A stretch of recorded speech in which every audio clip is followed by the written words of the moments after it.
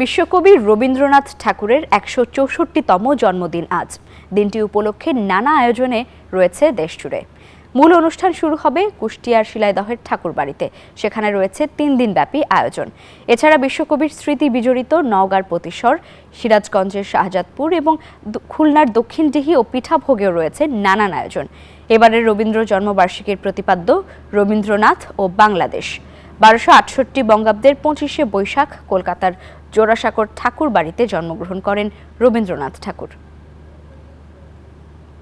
ধন্যবাদ আপনাকে। আপনি জানেন যে ২৫শে বৈশাখ কিন্তু প্রতি বছরই এই দিনটি উপলক্ষে কুষ্টিয়ার এই শিলাইদহে কিন্তু নানা আয়োজনের ব্যবস্থা রাখে জেলা প্রশাসন। ঠিক প্রতি বছরের মতো এবছরও কিন্তু জেলা প্রশাসনের পক্ষ থেকে নানান ধরনের আয়োজন ব্যবস্থা করা হয়েছে। আজকে সকাল ১০টায় কিন্তু এই প্রথম দিনের যে কার্যক্রম সেটির কিন্তু উদ্বোধন করা হবে। আর এই উদ্বোধন করার কথা রয়েছে মোস্তফা স্যার ফারুকি, যিনি কিনা অন্তর্বর্তীকালীন সরকারের উপদেষ্টা সাংস্কৃতিক বিষয়ক মন্ত্রণালয়। তা এছাড়াও কিন্তু তিনি, আমরা যতটুকু জানতে পেরেছি, তিনি কিন্তু আসলে উপস্থিত হবেন না, তিনি ভার্চুয়ালে এই আজকের অনুষ্ঠানের উদ্বোধন ঘোষণা করবেন। এবং এই যদি আমরা সর্বশেষ এখানে যারা আছেন তাদের সঙ্গে আমরা কথা বলেছি, এই আজকের যে অনুষ্ঠান সেটি কিন্তু আজকে এবং আগামী শনিবারে কিন্তু এই অনুষ্ঠান শেষ হবে। আর এই অনুষ্ঠানকে কেন্দ্র করে কিন্তু এই শিলাইদহের যে কুঠিবাড়ি রয়েছে সেই কুঠিবাড়িতে কিন্তু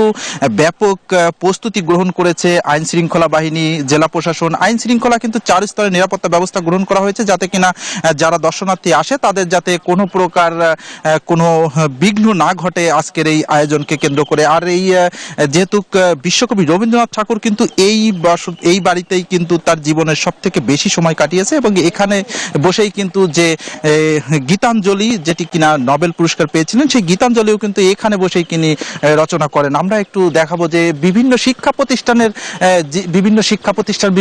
প্রতিষ্ঠানে কিন্তু শিক্ষার্থীরা কিন্তু এই অনুষ্ঠানে কিন্তু ইতিমধ্যে আসতে শুরু করেছে। আমরা দেখেছি যে যারা প্রথমে আসছে তাদেরকে স্ক্যানিং করা হচ্ছে, যাতে কোনো প্রকার আইন শৃঙ্খলা পরিস্থিতি এবং নিরাপত্তার স্বার্থেই কিন্তু এই কাজগুলো গ্রহণ করা হয়েছে।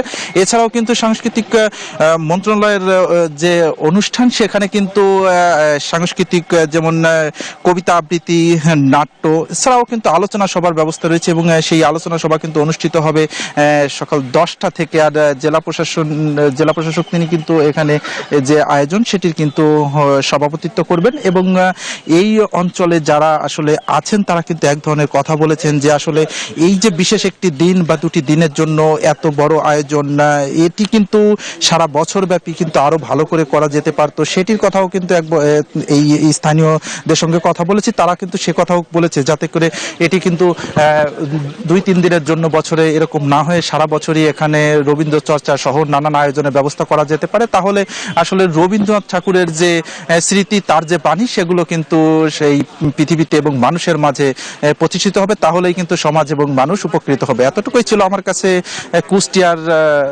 থেকে সর্বশেষ তথ্য। রবীন্দ্রনাথ বান্ডেল থাকলে প্রতি সেনমানিতে টাকা বাঁচবে। বিকাশ সেনমানি বান্ডেল কিনে জিতুন প্রতি লেনদেনে।